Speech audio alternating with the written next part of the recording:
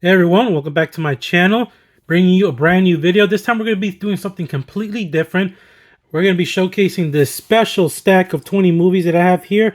Some are Blu-ray, some are 4K, they're all mixed in. And it's a special occasion because I'm going to be showcasing you guys my top 20 personal favorite movies that came out in the year 2014. Now you may think, well, that's kind of random. It's actually not at all because this year, 2024, marks the 10-year anniversary for each and every one of these movies. They all got released in 2014. So yeah, we got to talk about it. Because 2014 was an amazing year. Arguably, next to 2019, it is one of the best years of film releases, of movies in general. That's why I came up with 20 movies. There are 20 movies in this stack that I genuinely really do like and really love. Some of the best movies ever made are in this stack. So we're going to go starting from the top, number 20, all the way to number 1. So brace yourself, get some snacks, drinks. This may be a long video. What am I saying? It is going to be a long video, probably up to 30 minutes at least. I'm going to be talking briefly, try to keep it brief with each and every movie that I showcase. So yeah, let's get started. Number 20 on my top favorite 20 movies that came out in the year 2014 is Godzilla. That's right. Gareth Edwards directed Godzilla. The first one, I really like this movie, but I do have one major issue with the movie, and I feel like the middle it does drag. It kind of meanders. It has a strong beginning, with Bryan Cranston, one of my favorite actors since Breaking Bad. And his whole story with his wife, I really like that. It was attempting to fix the main issue with Godzilla movies, which is the human characters. They almost got it, but then, if you've seen the movie, you know what happens to Bryan Cranston's character. And then after that, we don't get a lot of Godzilla. We get him in the third final act, so that's why I say this has a strong opening and a solid ending, but towards the middle, it just kind of loses me. And I do get bored at times, watching it, but still, nonetheless, the spectacle, the visuals are to be praised and commended. And Gareth Edwards is a great director. He directed Road One. He just directed The Creator, which I really loved. I know some people, they don't like that movie because they complain about the cliches and story and all that nonsense. And I personally didn't see it in The Creator. I think it's possibly his best movie, if I have to say, arguably his best movie he's done. But it's still a good watch, especially if you're getting into the brand new Godzilla MonsterVerse by Warner Brothers. The new one just came out. I definitely need to go see it soon. Hopefully, when I get some time off work, which will be soon because I'm starting a new job. Anywho, Godzilla. I love this slipcover, by the way. Look at this slipcover. Absolutely love this artwork right here. Godzilla, I mean, what's not to love? The steelbook was also really good. I never got a chance to get the steelbook, but I'm glad I have the slipcover in my collection. So, yeah, this year marks the 10-year anniversary of Godzilla 2014. So, definitely had to have it in my top 20 favorites. All right, moving on. Number 19 is The Equalizer. This is, of course, a 3-movie collection set that I got from Amazon. And, of course, The Equalizer, that's what we're mainly talking about, is the first one that came out in 2014. The best one, the one that started it all, and these movies are solid. They're really entertaining. It's just Denzel Washington, who is one of the most legendary, best actors in the world. He's one of my favorite actors, still working today. Just kicking ass, taking names. He plays John McCall, I believe, or Robert McCall, sorry. And yeah, here's why I really love the first one over the other sequels. The other sequels are solid. If I had to rank them all, I would say the first one is the best one, then the third one, and then the second one. But the first one, I just love the simplicity. Like, it's just this retired ex-CIA badass who works at Home Depot and is just fed up with, the local crime and he just, he just steps in and does what he does. He equalizes them. And the way he kills them, he doesn't kill them like you would think a regular like ex CIA assassin would do, like with guns or just, a headshot or like a John Wick style killing. No, no, no, no. He legit murders them. Like he murders them Michael Myers style, Jason Voorhees style. He uses power tools and shit. It is insane, but I love it because you wouldn't picture Denzel Washington, as an actor doing these kind of things, but he just sells you on it so well. And there's a cold, badass line like, "Look at me, what do you see in my eyes?" or something like that. That he tells like the main bad guy towards the end. I just love it. I love Denzel Washington kicking ass ever since Man on Fire, ever since Training Day. He's just one of the best actors. So yeah, The Equalizer, 10-year anniversary this year since the first one came out. It's crazy. And yeah, I think it's a solid trilogy. I don't know if they should keep making them. And I think there was an idea that someone mentioned of joining The Equalizer and like merging The Equalizer either with Atomic Blonde, Charlize Theron's character, or maybe John Wick, and that would be interesting. But yeah, The Equalizer at number 19 for my favorites of 2014. Number 18, we got 22 Jump Street. One of the best comedy sequels like ever made. I can't at the moment picture a great comedy sequel. I really can't. 22 Jump Street has to be at the top of the list because this movie, I think I enjoyed more than the first one, I have to say. It's just, I'll never forget that comedic bit with Jonah Hill's character dating Ice Cube's daughter in the movie. Him finding out about it and just losing his shit at the buffet was fucking hilarious. It's just pure comedic gold. Channing Tatum is great. I mean, their buddy cop bromance, it's just off the charts. It's just, it's so entertaining, so hilarious. Like they don't make comedies like they used to. When it comes to like really good buddy cop, like raunchy comedies, they don't make that anymore. The comedies today are just not funny to me. I don't find them funny. That's why like comedies have just gone down the drain for me, honestly. It's rare that I will find a comedy that is made nowadays that I can connect with or even laugh. Most of it I just find cringe as hell. But yeah, that's why I always look back on these comedies that were made, back in the early 2000s or the 2010s era. Yeah, so Jonah Hill, Channing Tatum, just a great, awesome comedic duo.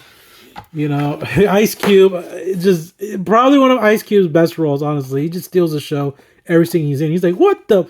Man, fuck this chicken, man. But he's like breaking the chicken out. He's like, yeah, like, he just goes bananas. Like, he goes ape shit because Jonah Hill's banging his daughter. And then make it worse, Channing Tatum just rubs salt on the wound. He just starts saying, oh, he's fucking the captain's daughter in the police precinct. Oh, man.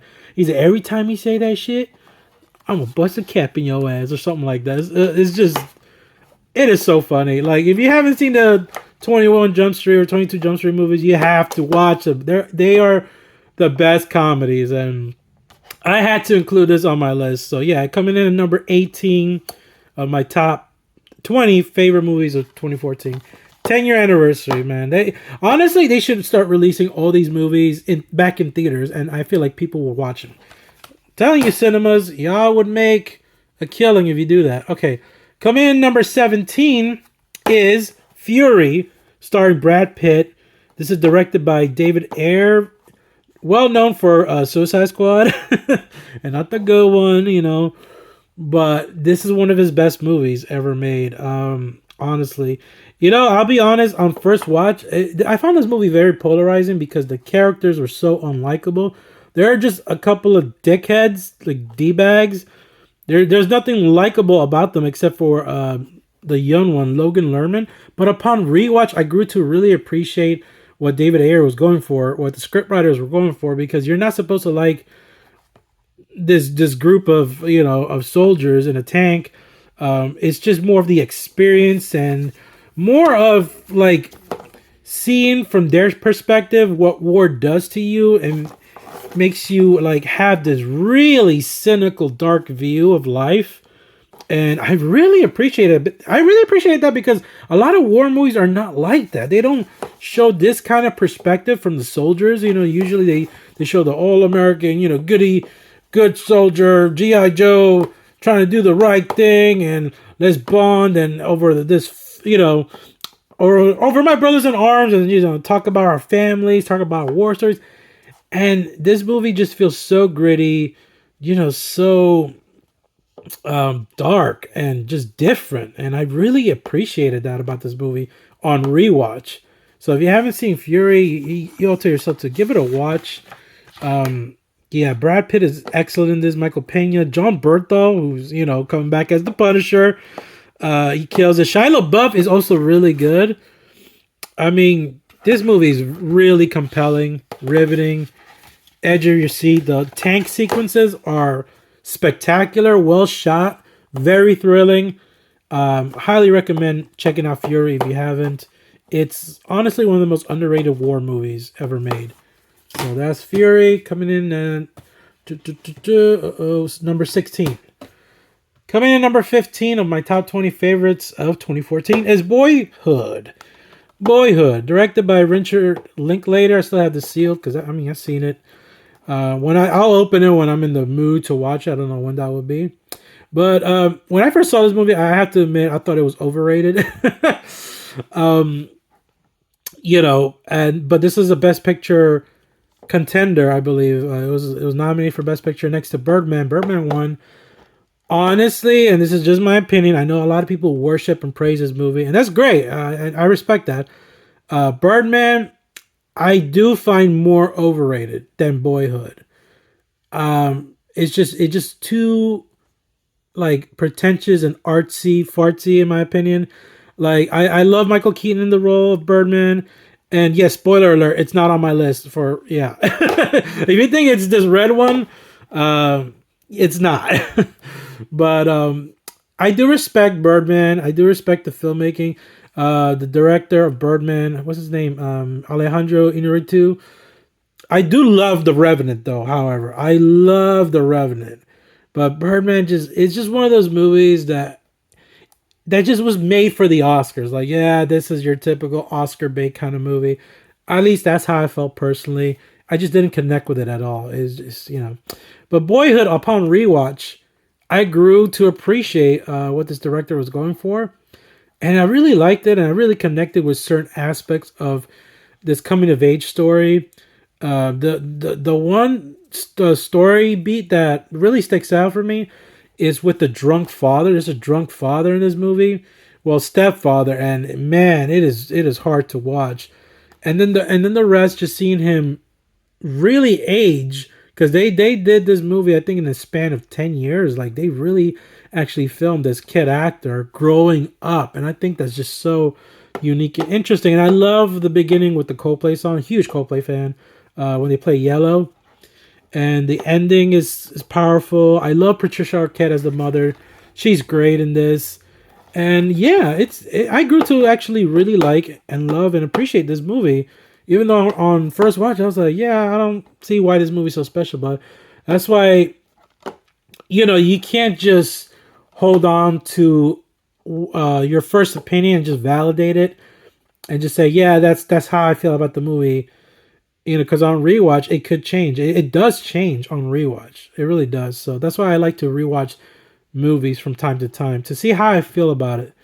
But yeah, Boyhood, number 15.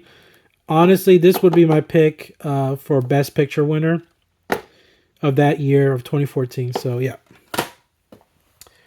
Coming in number 14 is just an underrated, under the radar movie not a lot of people talk about or know about it, and that is The Guest.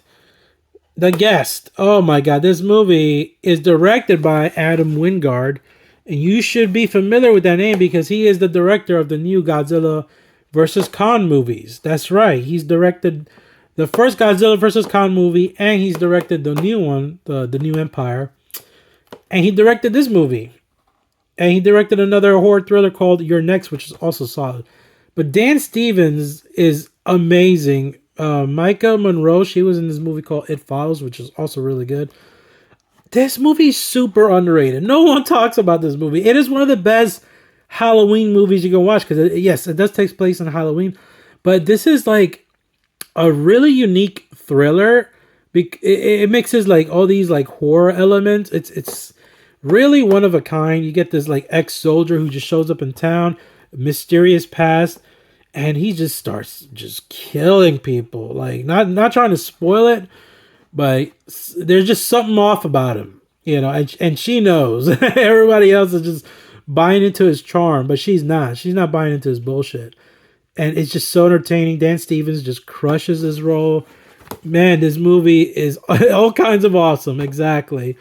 The soundtrack to this movie is amazing. I heard that this Blu-ray is kind of hard to find. It's getting hard to find now. So if you find it, it's worth watching and worth keeping, worth owning in your collection. If they re-released this in theaters, I would watch it in a heartbeat, honestly. It's just that good. A lot of people need to watch this movie and talk about this movie, appreciate this movie more. So yeah, number 14, The Guest. Number 13 is Paddington, and he's eating his infamous malarkey. You know that thing that I never knew even existed. That he puts on his sandwiches, on his spreads. I never knew what the hell that was until I saw this movie, and I'm like, that's actually a thing. I thought they made that up for the movie. Yeah, Paddington was not to love. He's cute. He's adorable. He's charming. Come on, anything with bears. I love bears. Anything with bears, I love bears. They're like my favorite kind of animals. Would I pet a bear? No. But I would be tempted to, but I would never. Yeah. Anyway, it was not to love. It's just an adorable, well-made movie. It's heartwarming. Nicole Kidman is this over-the-top villain. Really? She's really embodying that AMC persona. Like, we come to AMC theaters to try to take these bears. You know, but I really like Paddington. Who doesn't? And I love the sequel too. And if you Google Paddington, like the release year, I know you would see in the US it did came out in January 15, 2015. Because trust me, I Googled it last night. But in fact, it came out in 2014 in the United Kingdom first. And this is a heavily based UK movie. I believe it was made in the UK.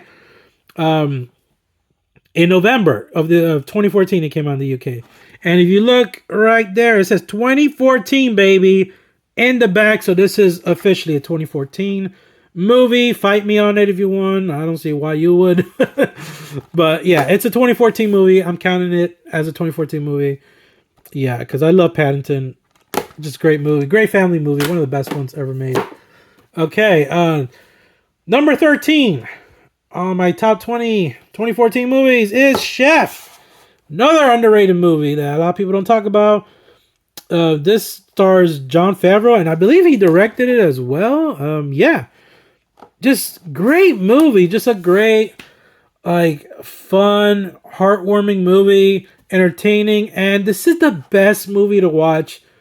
You'll see the food in this movie, and you immediately want to go out and get some restaurant quality food and bring it home and eat it and watch this movie, because this movie will make you hungry. Like the food in this movie is just sensational. It's so good. I love the passion he presents in his character, Jon Favreau's character. Sofia Vergara is the best she's ever been, like in anything. John Leguizamo's great. The son is great. You get a cameo for Robert Downey Jr. You get a cameo from Scarlett Johansson, which is ironic because, you know, Jon Favreau directed the Iron Man movies and Iron Man 2. So, of course, he would get these two Iron Man stars. You'll get Black Widow and Iron Man himself in his movie. And, yeah, even Dustin Hoffman, he played the manager who was giving him a hard time, was great. I love it. And it just makes me always crave Cuban sandwiches. When I watch this movie, I want to eat a Cuban sandwich. And believe me, you're going to want to eat Cuban sandwiches, too, when you watch this movie. Because everything, just the process, the way that he goes about making the food and how passionate he is, the way he talks about food is great. It'll just make you love and appreciate food even more. And this movie is just really one of a kind. It's so rewatchable. I could pop this on right now and rewatch it. But then if I do, I would have to buy a Cuban sandwich, and then yeah. And I don't feel like going out right now. I already came from outside. Yeah. So anyway, Chef coming in at number 13. Number 12, and we're getting there, people, is Nightcrawler, starring Jake Gyllenhaal. His performance is one of the greatest acting performances ever made, and it's a damn shame. I'm utterly speechless, guys, that Jake Gyllenhaal never got Oscar nomination, never got the Academy Award nomination for Best Actor that he deserved. That has to be a crime against humanity. That has to be the biggest Oscar snub in history. Hence why I don't really like the Oscars. I'll watch them from time to time, but my expectations are always low when it comes to them nominating the actors that actually deserve to be nominated. They always snub the best because the fucking Academy, bunch of pretentious film snobs, at least half of them are, and they're just so picky. They ignore the horror genre. They ignore certain genres. And they'll even ignore actors in certain genres. Because, oh, that's not a genre. That's not Oscar worthy, or Oscar material. Or, my word, I cannot, seem to come to terms with this movie. It is not Oscar material. That's how I picture them. A bunch of, obnoxious film snobs. And Nightcrawler is just one of the best movies ever made. It really is. If it wasn't my personal bias with some of these other movies, this movie would obviously make my top 10 easily. I know it's on a lot of people's top 10 for their favorite movies of 2014 because this thriller really, it is one of the most gritty, just seedy, cynical thrillers there ever is. Because of the role Jake Gyllenhaal plays, Lou Bloom, a true sociopath. This is, in my opinion, one of the best portrayals of a sociopath that he portrays. It is scary. It is downright horrific. The way he just films the crime scenes and feels no empathy, no remorse, nothing at all. Because all he's driving is his goal. All that's driving him is his goal to be the best there is. And he'll go to extreme lengths to just achieve that. And it is bone chilling. If you haven't seen Nightcrawler, oh my God, watch this movie. Seriously, one of the best thrillers ever made. And Jake Gyllenhaal, it's a damn shame. I don't think he'll ever get nominated for Oscar, which is a damn shame. He should have got nominated, and he should have won, rightfully so, because this is one of the best performances of the decade. Easily. Best acting material through and through. Nightcrawler. Check it out if you haven't. And again, remind you, all these movies marks the 10-year anniversary this year. All right. Coming in at number 11 is Big Hero 6. Hi, I'm Baymax, your healthcare companion. Would you like a lollipop? Yeah, that's my best Baymax impression. Sorry I can't do a better impression. My voice is still messed up. I had a endoscopy procedure / colonoscopy procedure. So, yeah, my throat is still recovering, But anywho, I love Baymax. He's so charming. I love this movie so much. I heard there's supposed to be a sequel coming out. And it's been long overdue. Please let there be a sequel. I'm pretty sure Disney is going to do a re-release in theaters. They normally do with some of their movies, so I look forward to rewatching this movie. I even loved the little TV shorts, the little animations they did on Disney Plus with Baymax. Loved it because he's just a lovable character. He's like the big fluffy puffy Michelin marshmallow man in Disney form. So what's not to love? And I love the hero element to this, and I believe this is a Marvel manga, if I'm not mistaken. So it is a Marvel property, which is crazy. Yeah, and I definitely look forward to the sequel if they do make it. So yeah, Big Hero 6 at number 11, just one of the best Disney movies ever made, in my opinion. All right, we reached the top 10 finally, right? Almost at the 25-minute mark. So I'm going to try to condense this as best as I can, in 10 minutes or less. So let's get started. The top 10 favorite movies of mine from 2014. Here we go. Number 10 is John Wick in this amazing steelbook. Of course, I have it in the protector, because you got to do that when you're a steelbook collector, or your shit is going to get scratched and dented and all that bullshit. Yeah, the first John Wick blew me away. Keanu Reeves, I was there. I was sold mainly because of him. I'm a huge Keanu Reeves fan. He's one of my favorite actors ever since The Matrix, ever since Point Break, ever since Speed.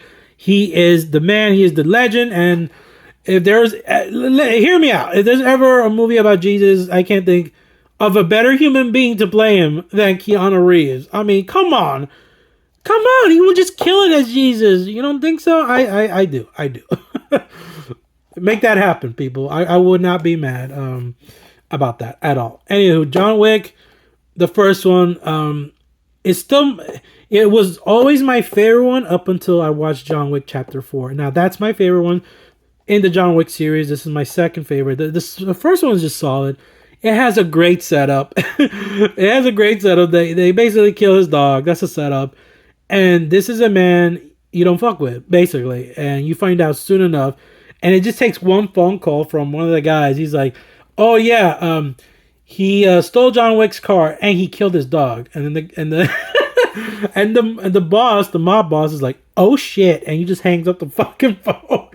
And that reaction alone, just for that alone, I knew this movie was going to be something special. And it is.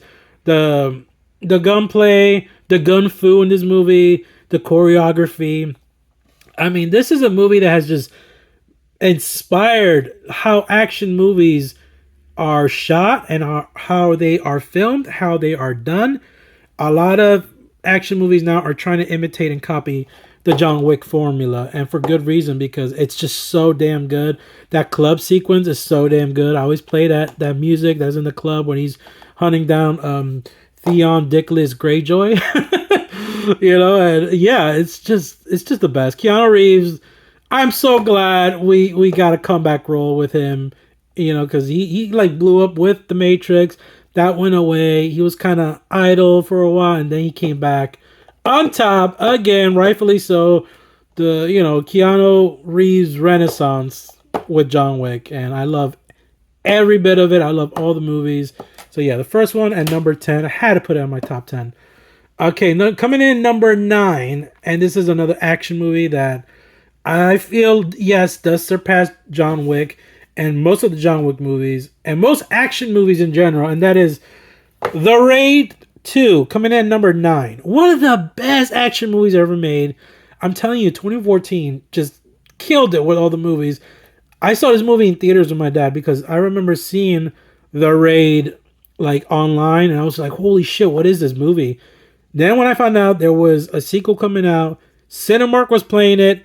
I told my dad, because he's seen the first one. I showed him the first one. He loves action movies. He's a big action movie kind of guy. He grew up on action movies with Arnold and Sylvester Stallone, all those like macho, like 80s, 90s action movies. He loves those. So when we saw this, when he saw the first one, he loved it. When he saw the second one, we loved it even more.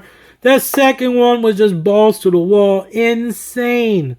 Just insane. The choreography, insane. Utterly just mind-blowing shit that goes down in this movie. Oh my god. And I do feel like it is a better movie. This is a special steelbook. It comes with a slipcover. This is a Kimchi DVD exclusive. You can't get this here in the US. You get this overseas. And I won this in an eBay auction. I think I only paid $35, I believe, for this. And I do have the first one in the same format, steelbook, which I should grab. Hold on a second. I think I will grab that. So I can show you guys. It's insane that I paid. Did I pay $35? I think I paid $35 for each, which is not bad. And there it is, the Raid Redemption and the Raid 2. This lenticular cover, Kimchi DVD exclusive. And of course, these are super rare. One of the rarest steelbooks I own. I've owned this for so many years. Yeah, look at this artwork. It's just stunning. The second one with these assassins You got the Hammer Girl here. You got our main character, Iko Uwais. I believe that is him. And you open it up, you get some collectibles here. I mean, this is just a great collector's edition. Yeah, we're not going to finish this in under 35 minutes. Whoa, whoa, whoa, whoa. Don't want to mess up the steelbook there. Everything almost just flew out there. Yeah, this is going to be easily a 40-minute video, guys. Just a heads up. But anyway, if you're still watching, I appreciate you. Thank you for watching. I just want to make sure I showcase everything. So yeah, The Raid 2, fantastic sequel to one of the best like action movies ever made. Yeah, that kitchen fight sequence is amazing. I love it. Just bloody, no holds barred, hardcore. You owe it to yourself if you haven't seen it.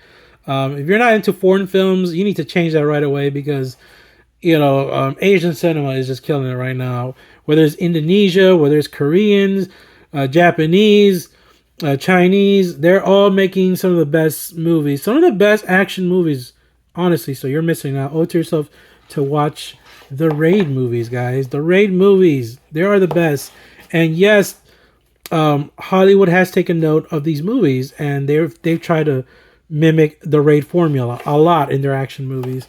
And real quick, just showcase the Raid Steelbook because it would be a sin not to showcase this. Look at this Steelbook, just absolutely stunning. I'm so lucky I was able to win this each for $35 for eBay auction. I just love this, love this. The first one feels more like a video game, honestly. It's just cops and robbers just shooting it out in the apartment and just working your way up to the final boss. Literally feels like an insane video game come to life. I absolutely love the first one too. Yeah, and I will never get rid of these. These are just so special in my collection. Yeah, so that's the Raid 2 coming in at number 9. So number 8 is Dawn of the Planet of the Apes, still sealed. This came in this special edition trilogy box set. This one right here. You got Rise, you got War. I used to own these on Steelbooks, got rid of them so I can condense some space. And yeah, absolutely love this trilogy. One of the most underrated movie trilogies ever made. For freedom, for family, for the planet, apes together strong. You know, what's not to love? Caesar, one of the best CGI characters ever. I look forward to Kingdom of the Planet of the Apes. I hope it's good. It's a different director. Matt Reeves did not come back to direct it, so it does worry me a bit, but it looks stunning. The visuals look stunning in the new movie. And, you know, they should re-release this, at least this movie, or the whole trilogy, fuck it. Re-release the whole trilogy leading up to the new one. I'll be tempted to, you know, do a movie marathon at the theaters that they do. Yeah, Dawn of the Planet of the Apes. This movie is my favorite of the trilogy, by the way. This is my favorite one. If I had to rank them, it would be Dawn first, then Rise second, and then the first one third. And they're all... To me, they're all 10 out of 10 movies, in my opinion. They're all great movies. Dawn, I think, really changed the formula. I love how I just jumped into the... And it made sense. Like, the first one planted the idea of a virus, the simian flu, that wiped out the human civilization. And then the second one, we just jump right into it. You know, it's all apocalyptic. It's all taking place in an post-apocalyptic setting future with the apes being the stronger dominant species. And Koba is just a fantastic villain. Like, the voice actor and motion capture actor who played Koba is amazing. And of course, how am I drawing a blank on his name? I can't. Andy Serkis. Andy Serkis, who plays Caesar, is amazing. He should have got nominated for Oscar. Again, the Oscar being biased, you know. Oh, well, that's not an Oscar-worthy performance, you know. He's wearing a mocap suit. Whatever. Dawn of the Planet of the Apes coming in number 7. It's one of the best sci-fi movies ever made, period. Speaking of great sci-fi movies, at number 6, and I am so glad this is going to get a sequel soon. I think they announced it fairly recently. At number 6, one of the best movies of 2014, one of the most underrated, is Edge of Tomorrow, a.k.a. Live, Die, Repeat, starring Tom Cruise and Emily Blunt. This is based off a manga. This is one of the best like alien sci-fi, alien invasion kind of movies with a Groundhog's Day twist where he just has to repeat the same day over and over, and I absolutely love it. I love it to death. This is one of Tom Cruise's best roles, like the most fun you can tell he's having in the role. Just dying over and over again. So if you hate Tom Cruise, you will love this movie because he gets killed. He gets killed every chance he gets. Like he gets run over by a car, a truck. It's insane. I love it. I love the premise of this movie. Bill Paxton, rest in peace, was great as the drill sergeant. The fiery crucible. There's just so much to love about this movie. It's so much fun. The ending is satisfying, and it does set up for a sequel. And I hope Emily Blunt comes back. Even Emily Blunt says she want to come back. Just the suits they wear, just straight out of like an Akira movie, like straight out of like something you would see like in Gears of War or like Halo or something. I love the special effects, the CGI in this movie. It's just amazing. And it looks stunning in 4K. Absolutely amazing 4K transfer. Definitely watch this movie if you haven't. That's why it's so high up in my list, because I want more people to watch this movie. Buddy of mine, Lewis, aka Mello. Damn it, watch this movie. If you're watching this video, watch this movie. You won't regret it, buddy. Missing out. The top 5. We reached the top 5. Here we go. Number 5 is X-Men Days of Future Past with this awesome lenticular steelbook. I mean, what's not to love? Gotta love that steelbook with the Sentinels, in the background. I love it. I love this movie. My second favorite X-Men movie. First being, of course, Logan, which is a masterpiece. This is also a masterpiece. This is one I rewatch a lot. This is my go-to, most rewatchable X-Men movie next to Logan, but I think I rewatch this one more. I appreciate Logan more like artistic level, because I feel like it takes the superhero genre and kind of like switches it up, transcends it in a way. Where this feels definitely like an X-Men movie through and through.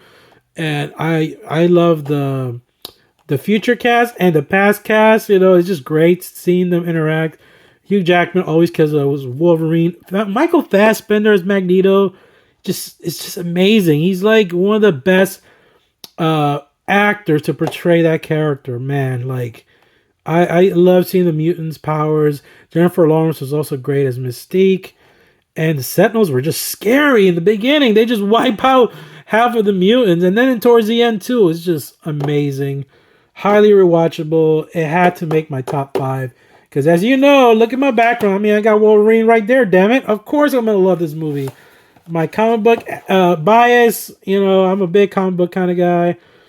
And yeah, this is why it's at number 5. Seriously, one of the best. One of the best. So yeah, number 5. Put that there. Number 4, another comic book movie. Yes, I know. Hi, I love comic book movies, in case you didn't know. Number 4 is Guardians of the Galaxy. This movie, absolutely loved. I remember watching it in theaters. I was skeptical, but I was really getting into the MCU movies at the time, and I was like, I'll give it a chance, even though I know nothing. Knew nothing about these movies, knew nothing about these characters, didn't read a comic on any of them. And was just genuinely surprised. I love these characters. I love them even more now with Guardians of the Galaxy 3. Now, finishing up the trilogy, which is the best trilogy next to the Captain America trilogy in the MCU. Gamora, Star-Lord. Who? Star-Lord, man. Rocket Raccoon was my favorite. Bradley Cooper killed it as Rocket, voicing him. And then Groot. I am Groot. And you got Drax, who is hilarious. Oh my god, he's so funny. In the sequels, even more. He has some funny ass moments though in this movie where he's like, he says like, nothing goes over my head. My reflexes are too quick. I will catch it. like moments like that. This is generally one of the funniest movies ever made. One of the best characters. I just love the character dynamic, the bond they have. The camaraderie, it just all works. This is the MCU firing at all cylinders, and this is the best that the MCU utilizes that Marvel comedy that a lot of people complain about, that they just grew so tiresome of, rightfully so, because I feel like they kind of try to inject that Marvel comedy formula in every single movie of theirs. Like, that's kind of what ruined the Thor: Love and Thunder and the other movies, because they always try to inject that forced Marvel comedy, and it doesn't work. It only works in the Guardians movies, like the best, I have to say, mainly due to James Gunn's direction and his writing. So yeah, take notes, MCU. Take notes. So yeah, coming in at number 4. This makes my top 5 of my favorites of 2014, and I wouldn't mind a re-release again. 10-year anniversary, just saying. Okay, the top 3 people. The top 3. What do you think they are? What do you think they are? You made it this far. We're at the 40-minute mark. We're going to wrap this up real soon. Here we are. Number 3 is, and this was hard. This was hard because these are all interchangeable. I can change them all. You know, this could be at number 1 or this could be at number 2. Like, these are all interchangeable. Well, the first one I really, really, really do love. So maybe that one, not so much. But 2 and 3 are interchangeable. This was a tough decision, but number 3 is Captain America, the Winter Soldier. I swear this almost came in number 2. And I'll get into why it didn't, but I love this movie. It's my favorite of the Captain America trilogy. I saw this, and recently, yesterday, marks the 10-year anniversary of when this was first released in theaters. And I remember getting off work super late, driving to the Cinemark Theater, because I used to work loss prevention at the premium outlet stores by Disney. And I shit you not, I worked at the Prada store. Yes, the fashion designer Prada store. So quick story. And, you know, I was feeling sick, but I heard the new Captain America movie came out. Really wanted to watch it opening night. It was Friday night. And I was like, fuck it. You know, even though I'm tired, had a long shift, I got out at 10 to make an 11 o'clock showing, because I don't know if they still do this, but back then they used to show movies like at midnight and all crazy kind of hours. This is like pre-pandemic, you know, before COVID and all that. So of course, you know, I convinced my dad, convinced my buddies, I think even my sister went. It's crazy. My girlfriend. Yeah, they all tagged along and we watched this. And my dad even was like, why? I hope this movie is good, because I'm not really into the comic book kind of movies. And he loved it. And I loved it. And it's one of the best movies of the MCU, easily top 3 movies ever made. I can rewatch this movie so much. I got this exclusive Scarlett Johansson slipcover, because who doesn't love Scarlett Johansson? I mean, she is such a babe. She is she's so fine, and she's a great character too. Yeah, Captain America, the Winter Soldier. It's not 4K. This is the Blu-ray 3D. I do own the Steelbook, so I do have it on 4K technically, but I got this custom red 4K Amaray case to go with the red Black Widow aesthetic, because I love Black Widow. I love Steve Rogers. And Bucky Barnes, man, in this movie is just insane. He's just a great villain. He really worked well. I mean, I really like Bucky Barnes' growth as a character, his transition to being a good guy now. But man, was he super effective in this movie as the villain. Just this Terminator assassin, hell-bent on killing you and completing his mission, no matter what the cost. Yeah, so you get the regular Blu-ray and the Blu-ray 3D, and you know, an exclusive offer. Ooh, you know, you get that case. I'm on the hunt for that. Hopefully, one day I'll get that. One day, the Blu-ray Avengers Tesseract case, collector's edition. But anyway, I love this slipcover. Love this movie. Could watch it to death, and it has one of the best, arguably one of the best fights within the MCU, where it's Cap versus Bucky, versus the Winter Soldier, and it's thrilling. A lot of twists and turns, and Robert Redford was also really good in this movie. Samuel Jackson finally got to shine as Nick Fury in this movie, so yeah. Captain America, the Winter Soldier, one of the best of 2014, easily. Okay. Okay, we're gonna hit the 50-minute mark. It's okay. Don't get scared now. All right, number 50. Number 2, okay, we're getting there, is Gone Girl. What? Yes. Gone Girl blew me away. This is why I put it over Cap, because at the time, I knew nothing. All I knew was directed by David Fincher. That was enough to get my ass to the theater and watch this movie because I love David Fincher movies. I love, well, not all. I love Seven. I love Fight Club.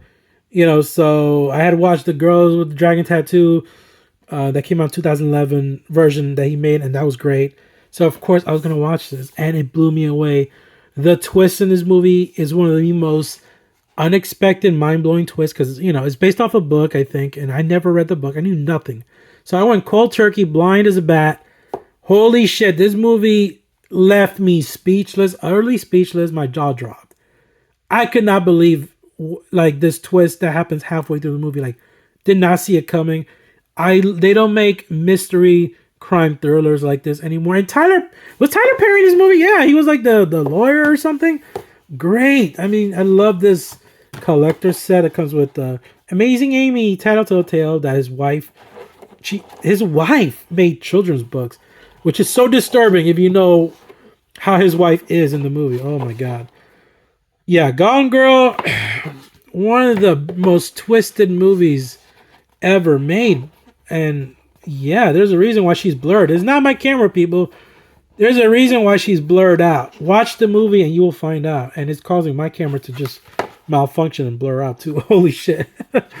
Yeah. If you haven't seen this movie, you owe it to yourself. I'm not even going to spoil what happens. It's just that good, people. Take my word for it. One of Ben Affleck's best performances. This movie will grip you. You'll, from beginning to end, it'll have you.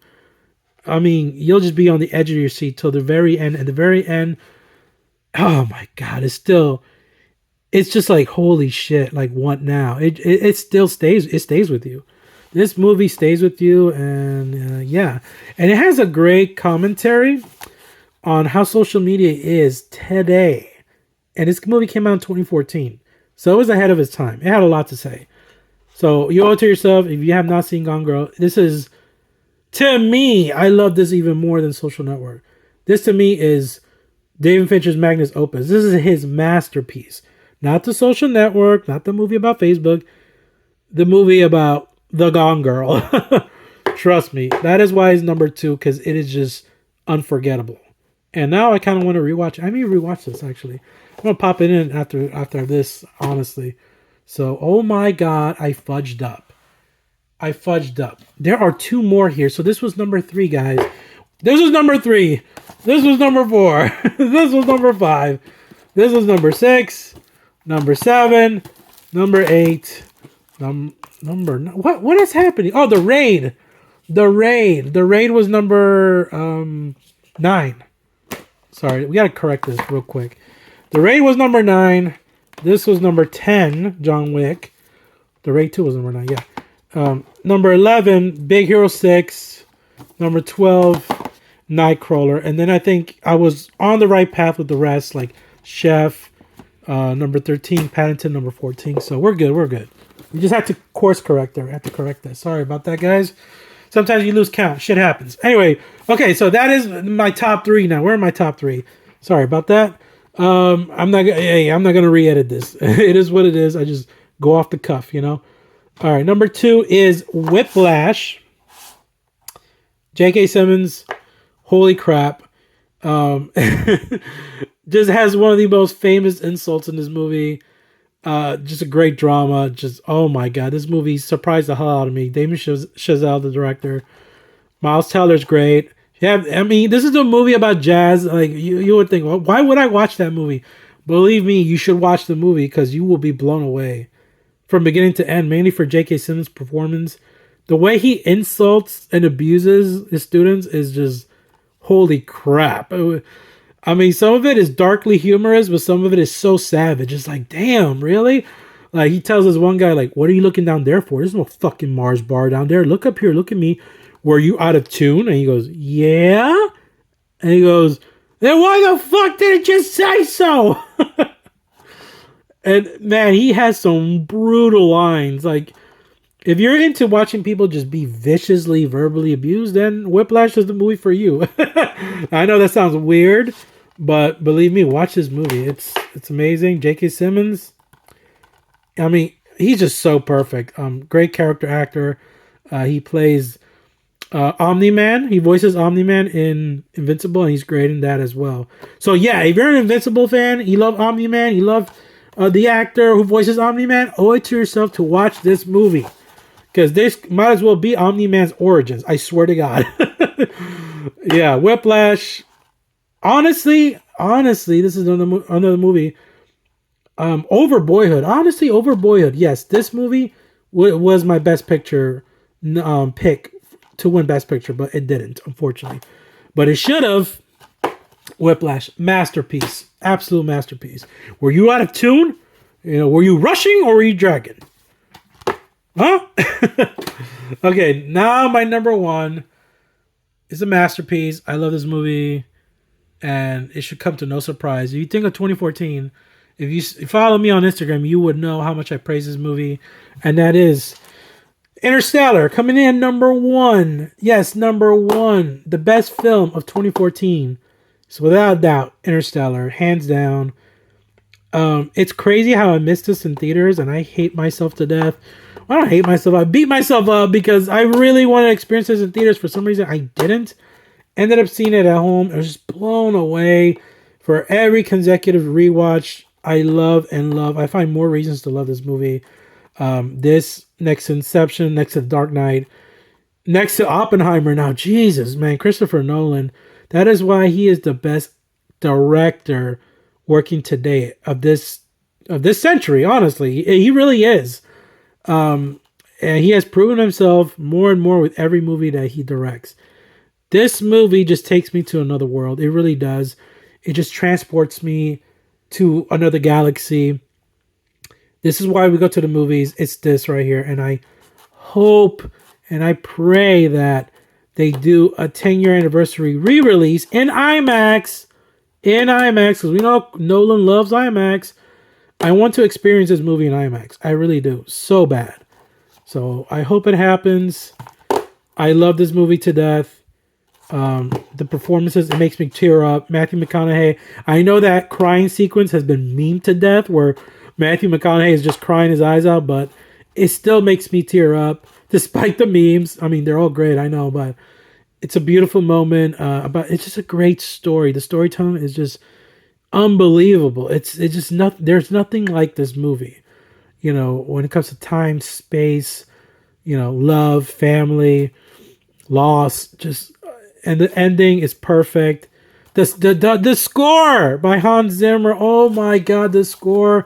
One of my all-time favorite scores. The cornfield chase score. Just everything about this movie. I love to death. I love this movie so much.